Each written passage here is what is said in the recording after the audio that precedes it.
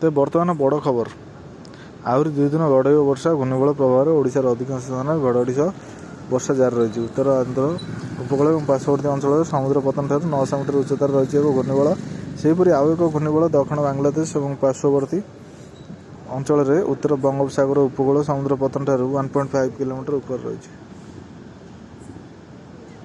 राज्य में आसंता 2 दिन पर्यंत किसी स्थान घड़घड़ी सह वर्षा हो। आज बिजुली घड़घड़ी मालकानगिरी कोरापुट जिला को येलो वार्निंग जारी होती। उपकूल और आभ्यंतरीण ओडिशार किसी स्थान में बिजुली घड़घड़ी हो। आसंता काली वर्षा पवन बिजुली घड़घड़ी कलाहांडी रायगड़ा कोरापुट जिला को येलो अलर्ट जारी होती। अंपटे विदाय नेब मौसुमी राज्य फेरीज दक्षिण पश्चिम मौसुमी भाग। आगामी 3-4 दिन मध्य प्रक्रिया आरंभ हो। ओडिशार किसी अंचल मौसुमी प्रत्यावर्तन पाग संपूर्ण अनुकूल रही। एने सूचना देगी भारतीय पाणीपाग विभाग। तेज बर्तमान बड़ खबर 3 जिला को अलर्ट जारी। गुरुवार उपकूल ओडिशार भारी वर्षा हो पारे। बालेश्वर भद्रक केन्द्रापड़ा अधिक वर्षा संभावना अच्छी। उपकूल ओडिशार अन्य स्थान घड़घड़ी सह वर्षा हो पारे। 9 ରୁ 11 तारिख जाए राज्य में विक्षिप्त स्थान में प्रबल वर्षा हो पारे भारतीय पाणीपाग विभाग आईएमडी आकलन कर।